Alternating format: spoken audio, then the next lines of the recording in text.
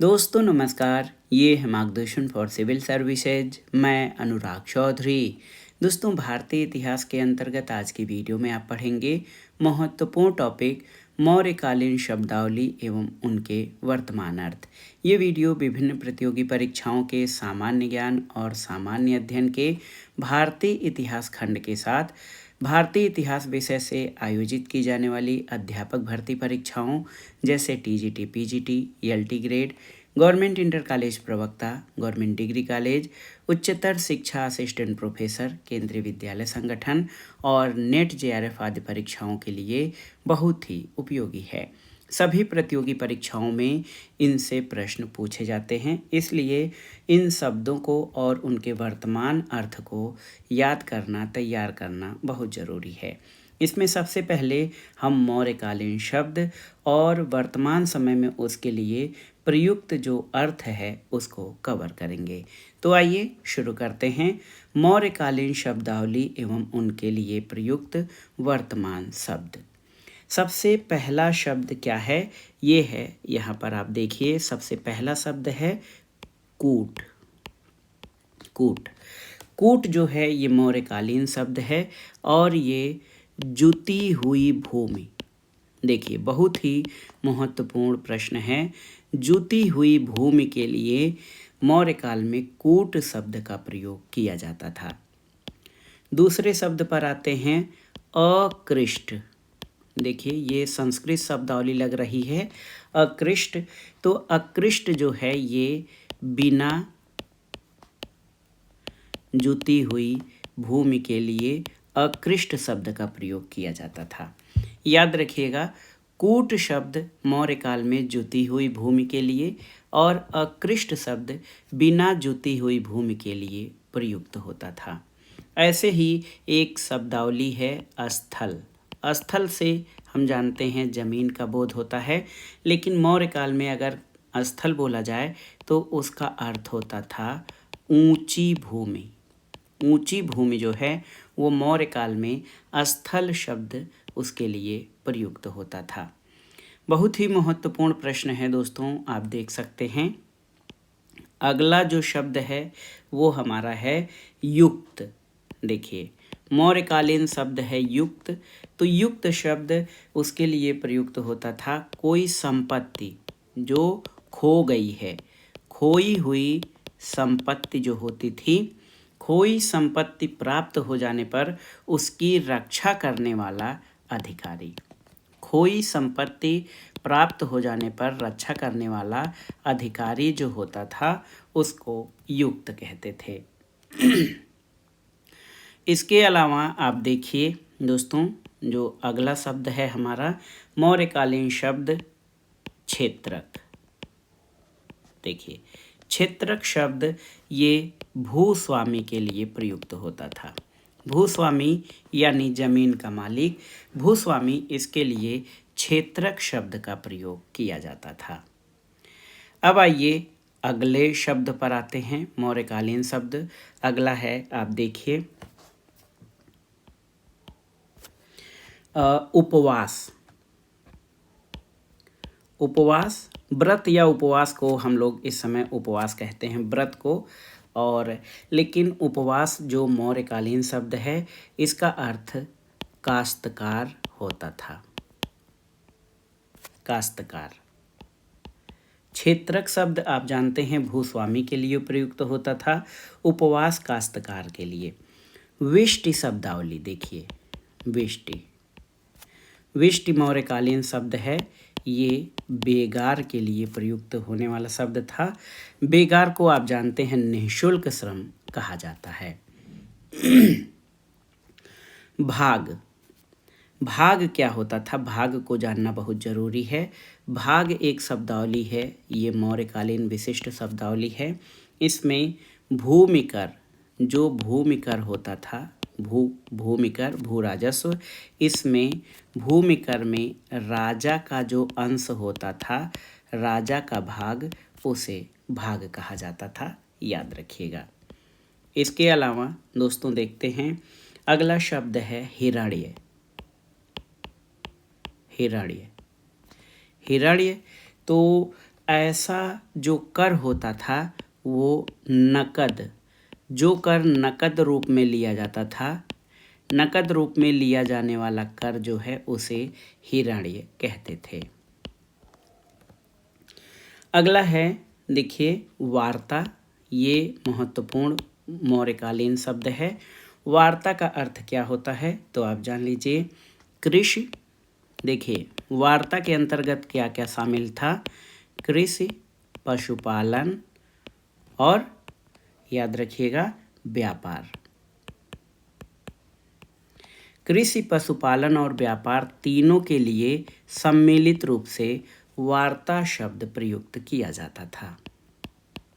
अब आते हैं अगले शब्द पर। तो एक शब्द है आंतरवशिक। देखिए आंतरवशिक शब्द ये परीक्षाओं में कई बार पूछा गया है। आंतरवशिक शब्द ये जो है मौर्यकालीन शब्द, जो बॉडीगार्ड्स होते हैं, अंगरक्षक, अंगरक्षकों का जो प्रधान या मुखिया होता था उसके लिए जो शब्द है आंतरवशिक शब्द प्रयुक्त होता था। अगला है अनुसंधान, और ये देखिए बहुत ही महत्वपूर्ण शब्द है अनुसंधान, जो है आज रिसर्च के रूप में प्रयुक्त होता है अनुसंधान शब्द। लेकिन मौर्य काल में एक और ध्यान देने योग्य चीज़ है। मौर्य काल में जब आप देखेंगे तो ये अधिकारी जो होते थे, मौर्य काल के जो अधिकारी होते थे, उनकी धर्म प्रचार यात्रा बहुत ही महत्वपूर्ण है। ये मुझे अभी किसी परीक्षा में नहीं मिला है, इसको मैं स्टार कर रहा हूँ, ये परीक्षा में आगे पूछा भी जा सकता है। तो याद रखिएगा अनुसंधान शब्द जो है वो धर्म प्रचार यात्रा के लिए प्रयुक्त होता था। अब आगे आते हैं। अगला जो शब्द है हमारा, यहाँ पर नोट करते हैं अगले शब्द को। अगला हमारा शब्द है अकराध्यक्ष। देखिए अकराध्यक्ष शब्द किसके लिए प्रयुक्त होता था, जो उस समय खानें होती थी, खान यानी माइंस, खानों का जो अध्यक्ष या प्रमुख होता था उसे अकराध्यक्ष कहते थे। इसके अलावा ये प्रश्न बार बार पूछा गया है, पौतवाध्यक्ष। पौतवाध्यक्ष बताइए। तो पौतवाध्यक्ष माप तौल का अधिकारी होता था। एक बार ये पीसीएस में प्रश्न पूछा गया था, तो उसमें माप तौल का अधिकारी भी ऑप्शन था, और मैंने इसको गलत कर दिया था इस प्रश्न को, कि ये पोत से पौतवाध्यक्ष जो जलयान विभाग का अधिकारी होता था, मैंने पौतवाध्यक्ष को जलयान विभाग का अधिकारी, तो ये मेरा प्रश्न गलत हो गया था। लेकिन याद रखिएगा पौतवाध्यक्ष जो है ये माप तौल का अध्यक्ष होता था। अगला है लक्षणाध्यक्ष। लक्षणाध्यक्ष आपको बताना है ये कौन सा अधिकारी होता था। तो मुद्रा विभाग का जो निरीक्षक होता था, मुद्रा विभाग का निरीक्षक, बहुत अच्छे से याद कर लीजिएगा, मुद्रा विभाग का निरीक्षक जो है ये आपका लक्षणाध्यक्ष होता था। इसके अलावा आप देखिए खन्याध्यक्ष। ये देखिए खन्याध्यक्ष, खन्याध्यक्ष कौन होता था तो याद कर लीजिए, सांभर संपत्ति अध्यक्ष। सांभर संपत्ति अध्यक्ष जो होता था वो खन्याध्यक्ष कहलाता था। अगला शब्द है आप देखिए दौवारिक। इसके बारे में भी प्रश्न पूछा गया है, मुझे याद है। दौवारिक मौर्यकालीन शब्द है। ये इसके लिए कौन सा जो है इसका अर्थ क्या होता है, वर्तमान शब्द इसके लिए, तो राजप्रसाद या राजमहल के कार्यों का जो मंत्री होता था, राजप्रासाद के कार्यों का मंत्री, है ना, राजप्रसाद के कार्यों का मंत्री ये दौवारिक कहा जाता था। इसी तरह आप देखिए एक शब्द है अदेव मात्रिक, अदेव मात्रिक, बताइए, कई बार ये परीक्षाओं में पूछा गया है। तो अदेव मात्रिक जिस भूमि पर वर्षा न होने पर भी अच्छी कृषि हो, ऐसी भूमि जहाँ वर्षा न होने पर भी अच्छी खेती होती हो, उस भूमि को अदेव मात्रिक कहा जाता है। और देखिए सीता, तो सीता क्या होती थी मौर्य काल में? सीता जो है ये सरकारी भूमि से प्राप्त आय, ऐसी भूमि जो सरकारी या शासकीय होती थी, उस भूमि से, सरकारी भूमि से प्राप्त आय को सीता कहा जाता था। तो ये भी महत्वपूर्ण है। इसके अलावा अगले शब्द पर चलते हैं। अगला जो हमारा शब्द है यहाँ पर आप देखिए कर्मांतिक। कर्मांतिक शब्द किसके लिए प्रयुक्त होता था? तो कर्मांतिक शब्द मौर्यकालीन शब्द है जो कारखाने और उद्योग होते थे। याद रखिएगा, कारखाने और उद्योग के मंत्री को कर्मांतिक कहा जाता था। इसके अलावा सन्निधाता, सन्निधाता कौन था? तो मौर्य काल में सन्निधाता कोषाध्यक्ष को कहा जाता था। खजाने का जो मालिक होता था उसको सन्निधाता कहते थे। अगला है दंडपाल। मौर्य काल में एक जो अधिकारी होता था दंडपाल, और दंडपाल वर्तमान में पुलिस मंत्री के समतुल्य होता था। पुलिस मंत्री को मौर्य काल में दंडपाल कहते थे। अगला है दुर्गपाल। दुर्गपाल ये शब्द गृह रक्षा मंत्री के लिए दुर्गपाल शब्द प्रयुक्त होता था। अब आगे बढ़ते हैं अंतपाल। अंतपाल कौन होता था इसको जानिए। तो अंतपाल कौन होता था? ये सीमाओं के रक्षा मंत्री को अंतपाल कहा जाता था। अंत यानी सीमाओं। चलिए आटविक शब्द जो है प्रयुक्त हुआ है, परीक्षाओं में आया भी है। तो ये आटविक जो होता था ये वन विभाग का अध्यक्ष होता था। याद कर लीजिए, बहुत ही ये महत्वपूर्ण प्रश्न है, परीक्षाओं में पूछा जाएगा। आटविक वन विभाग का अध्यक्ष होता था। और अगला है पड़याध्यक्ष।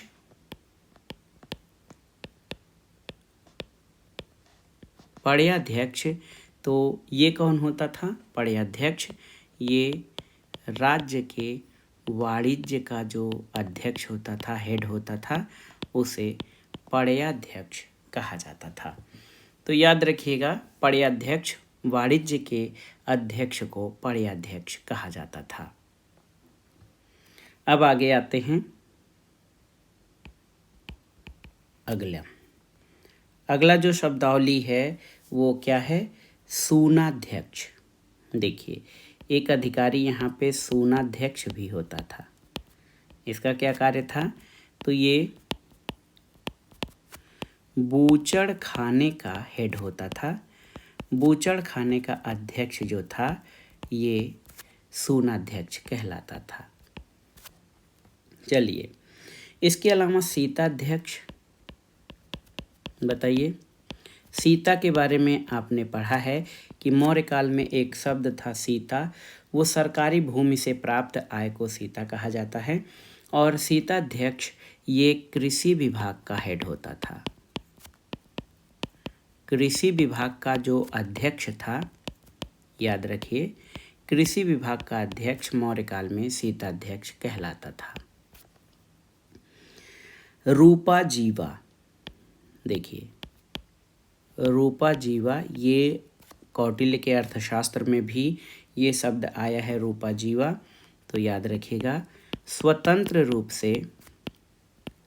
रूप से वेश्यावृत्ति करने वाली जो स्त्री होती थी उसको रूपा जीवा कहते थे। इसके अलावा ये देखिए एक शब्द और है, कुप्याध्यक्ष। कुप्याध्यक्ष कौन होता था? तो वन जो है महत्वपूर्ण संसाधन होते हैं, और प्राचीन काल में भी वन संपत्ति का जो अध्यक्ष होता है, वन संपत्ति का अध्यक्ष, इसको मौर्य काल में कुप्याध्यक्ष कहा जाता था। अगला मौर्यकालीन शब्द ऊटज। ऊटज शब्द जो है वो इस्पात के लिए, इस्पात जो स्टील है उसके लिए प्रयुक्त होता था। दुर्ग, ये भी दुर्ग, आप इसको सोचेंगे कि दुर्ग जो शब्द है वो किला, तो नगरों से जो प्राप्त आय है उसको दुर्ग कहा जाता था मौर्य काल में। नगरों से प्राप्त आय, जैसे जो नगर पालिका वर्तमान में आय का संग्रहण करती है, उस तरह के आय को मौर्य काल में दुर्ग कहा जाता था, याद रखिएगा। देखिए नट्टी, एक महत्वपूर्ण शब्द है नटी या नट्टी। तो नट्टी कौन होती थी मौर्य काल में? ये संपन्न जो परिवार होते थे, संपन्न लोगों की सेवा करने वाली दासी। देखिए संपन्न परिवारों की सेवा करने वाली दासी को नटी या नट्टी कहा जाता था। अब आइए अगले जो महत्वपूर्ण शब्दावली है, अगले शब्दावली पर आते हैं। देखिए महत्वपूर्ण है।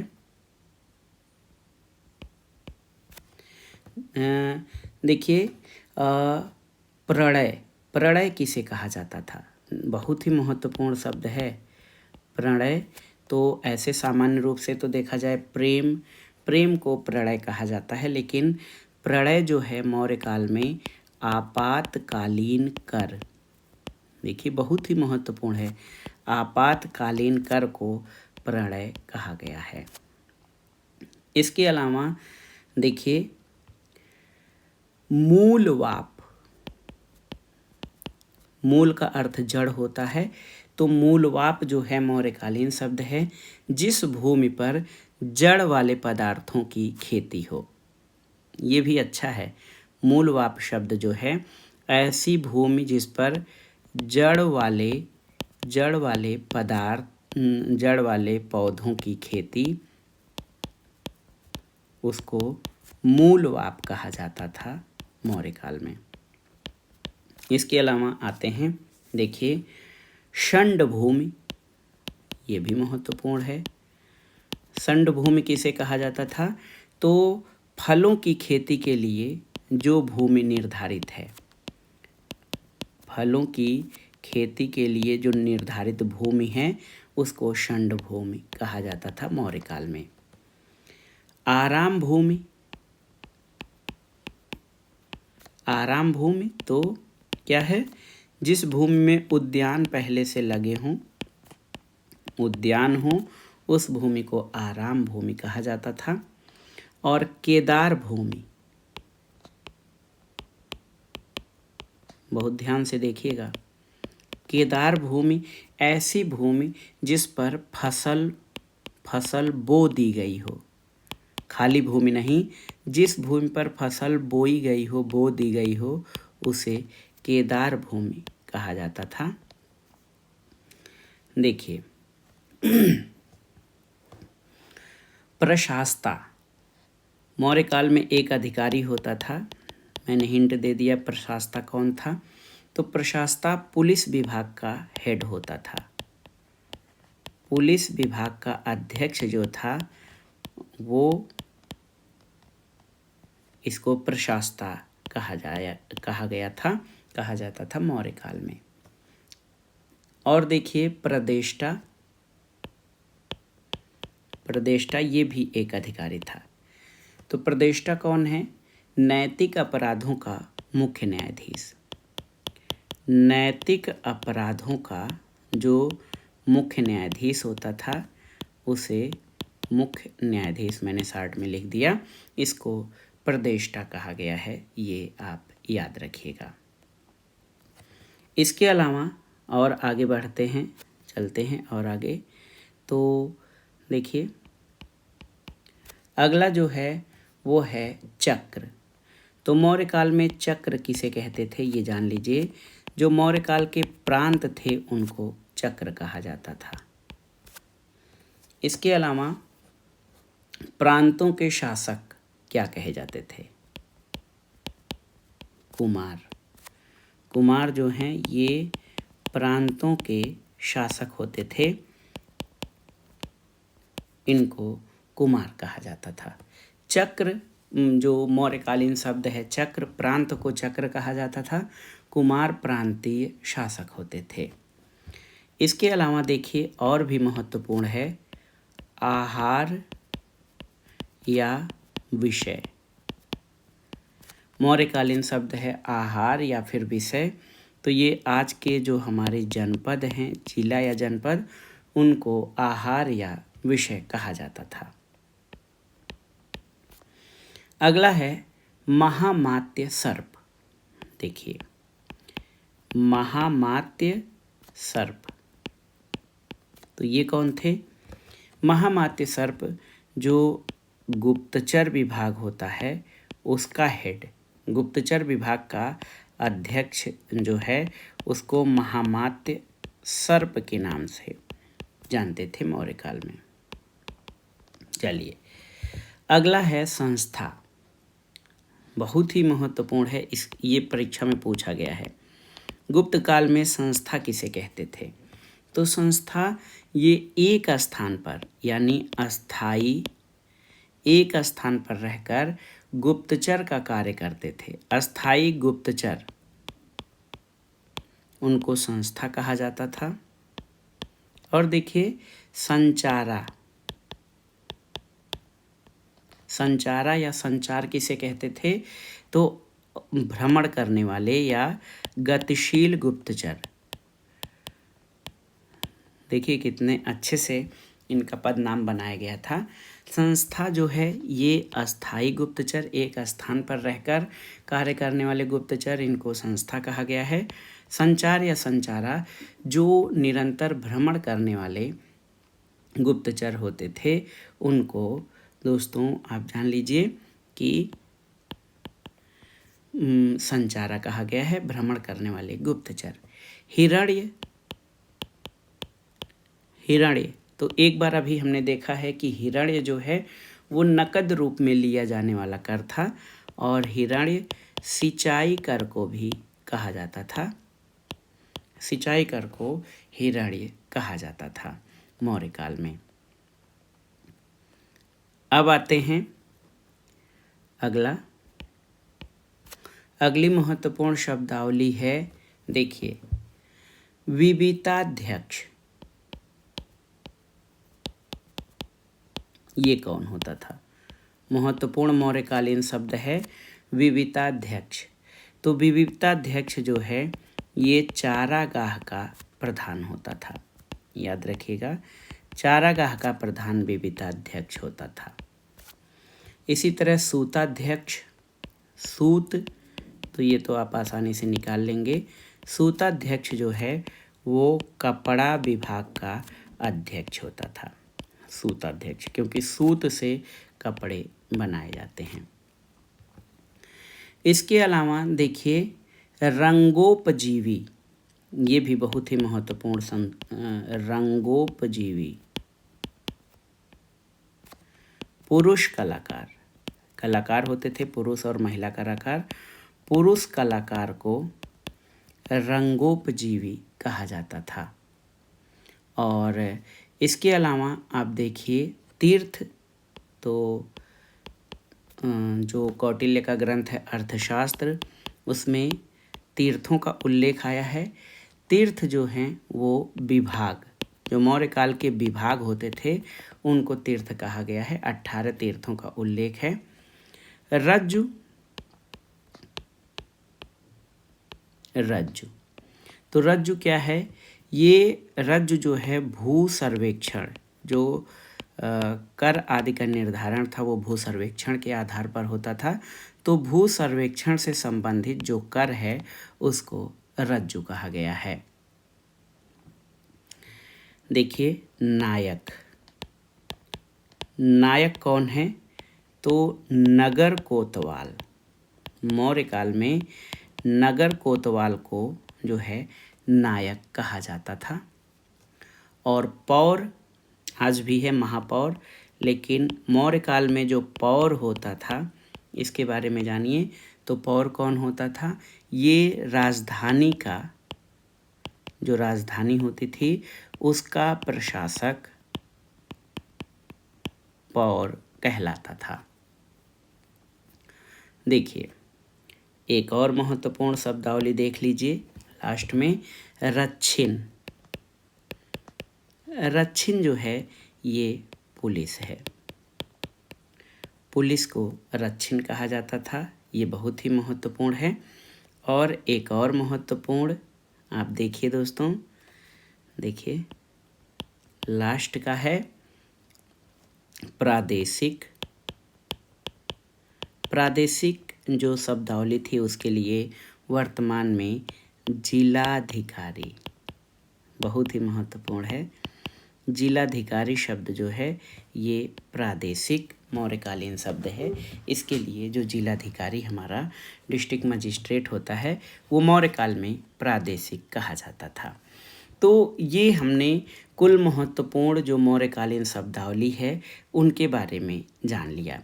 अब आइए एक बार पुनः इसको रिवाइज कर लेते हैं जल्दी जल्दी, ताकि आप एक बार पढ़े हैं फिर से ये कंठस्थ हो जाए। मौर्यकालीन शब्दावली और उनके लिए प्रयुक्त वर्तमान शब्द। देखिए, कूट शब्द जुती हुई भूमि के लिए, अकृष्ट शब्द बिना जुती भूमि के लिए, स्थल ऊंची भूमि के लिए, युक्त शब्द जो है ये खोई हुई संपत्ति प्राप्त होने पर उसकी रक्षा करने वाले अधिकारी के लिए युक्त शब्द प्रयुक्त होता था।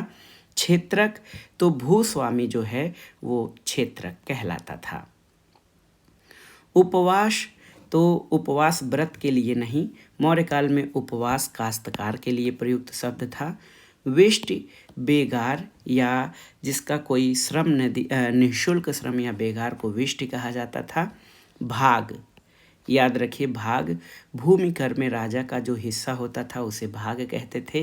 हिरण्य, नकद के रूप में जमा किया जाने वाला कर हिरण्य कहलाता था।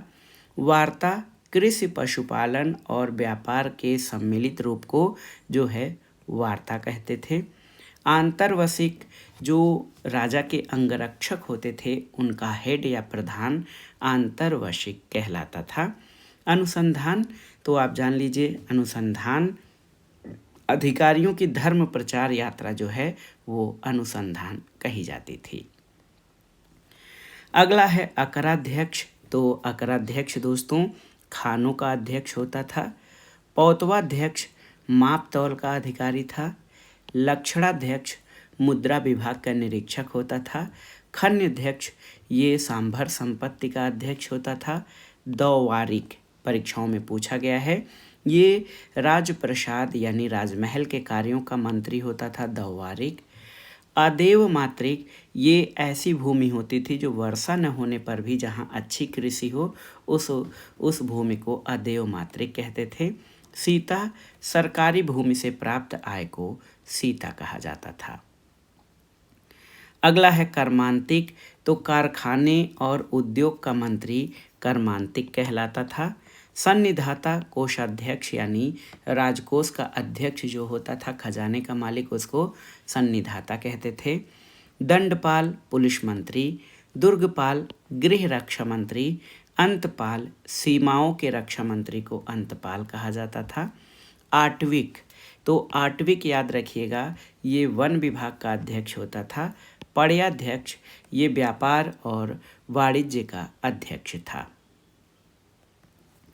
अगला है दोस्तों सूनाध्यक्ष, ये बूचड़ खाने का अध्यक्ष जो था उसको सूनाध्यक्ष कहते थे। सीताध्यक्ष कृषि विभाग के अध्यक्ष को सीताध्यक्ष कहा जाता था। रूपा जीवा ये स्वतंत्र रूप से वेश्यावृत्ति करने वाली स्त्री को रूपा जीवा। कुप्याध्यक्ष ये वन संपत्ति या वन से जो प्राप्त उत्पाद हैं उस संपत्ति का अध्यक्ष कुप्याध्यक्ष होता था। ऊट जो शब्द याद रखिएगा, ये इस्पात के लिए। दुर्ग नगर से प्राप्त आय के लिए। और नट्टी ये संपन्न वर्ग या संपन्न लोगों धनी लोगों की सेवा करने वाली दासी को नट्टी कहा जाता था मौर्य काल में। अगला है प्रणय, तो प्रणय आपातकालीन कर को प्रणय कहा जाता था। मूलवाप तो जड़ वाले पौधों की खेती जहाँ पर होती थी उसे मूलवाप कहते थे। षंड भूमि ऐसी भूमि जहाँ पर फलों की खेती होती हो। आराम भूमि तो ऐसी भूमि जहाँ पर उद्यान हो उसे आराम भूमि कहा गया है। केदार भूमि ऐसी भूमि जिस पर फसल बो दी गई हो। और देखिए एक अधिकारी है प्रशास्ता, ये पुलिस विभाग का अध्यक्ष प्रशास्ता होता था। और प्रदेष्टा ये नैतिक अपराधों का मुख्य न्यायाधीश या चीफ जस्टिस, जो नैतिक अपराध होते थे उनका चीफ जस्टिस प्रदेष्टा कहलाता था। चक्र तो मौर्य काल में प्रांतों को, जो वर्तमान में हमारे प्रोविंस या स्टेट हैं, इनको चक्र कहा जाता था। कुमार तो प्रांतों के जो शासक होते थे उनको कुमार की संज्ञा दी जाती थी। मौर्य काल में जिला को विषय या आहार कहा जाता था। और देखिए महामात्य सर्प शब्दावली गुप्तचर विभाग के अध्यक्ष के लिए प्रयुक्त होती थी। संस्था तो ये ऐसे गुप्तचर जो एक जगह रहकर गुप्तचर का कार्य करते थे उनको संस्था कहते थे। संचार ऐसे गुप्तचर जो एक जगह पे नहीं रहते थे, भ्रमण करते रहते थे, उनको संचार कहते थे। तो ये दोनों ही गुप्तचर हैं, संस्था और संचार। हिरण्य सिंचाई कर को हिरण्य कहा गया है। अगला है आप देखिए विविताध्यक्ष, तो विविताध्यक्ष जो होता था ये चारागाह का प्रधान होता था। सूताध्यक्ष कपड़ा का अध्यक्ष होता था। रंगोपजीवी देखिए बहुत ही महत्वपूर्ण शब्दावली है रंगोपजीवी, ये पुरुष कलाकार को रंगोपजीवी कहा गया है। तीर्थ देखिए तीर्थ मौर्य काल में विभागों को तीर्थ की संज्ञा दी गई है। रज्जु क्या है, तो आप जान लीजिए रज्जु भू सर्वेक्षण से संबंधित कर जो होता था उसे रज्जु कहा जाता था। नायक नगर कोतवाल, ये देखिए जो वर्तमान में अगर जो देखा जाए तो नगरीय क्षेत्र का जो कोतवाल है नगर कोतवाल, इसे मौर्य काल में नायक कहा जाता था। और राजधानी के प्रशासक को पौर कहा जाता था। पुलिस का कार्य रक्षा करना है तो इसी से आधारित था मौर्य काल में रक्षिन, जो पुलिस होती थी उसको रक्षिन कहते थे। और जिलाधिकारी के लिए मौर्य काल में प्रादेशिक शब्द का प्रयोग किया जाता था। तो दोस्तों ये था आज का वीडियो, बहुत ही महत्वपूर्ण है। प्राचीन भारत के इतिहास के अंतर्गत इसमें हमने मौर्यकालीन शब्दावली और उनके वर्तमान अर्थ को देखा। और विभिन्न परीक्षाओं में इनमें से कई प्रश्न पूछे गए हैं, लेकिन कई प्रश्न ऐसे हैं, कई शब्द ऐसे हैं जिनके अर्थ आप नहीं जानते होंगे। इस वीडियो को देखकर आप उनके भी अर्थ तैयार कर सकते हैं, ताकि जब ये प्रश्न परीक्षाओं में पूछे जाएं तो आप उनको सही अटेम्प्ट कर सकें। तो ये था आज का वीडियो, बहुत ही महत्वपूर्ण था। वीडियो आपको कैसा लगा हमें कमेंट बॉक्स में ज़रूर बताइएगा। वीडियो को लाइक करें, शेयर करें और इस चैनल मार्गदर्शन फॉर सिविल सर्विसेज को सब्सक्राइब करें। वीडियो देखने के लिए धन्यवाद दोस्तों, नमस्कार।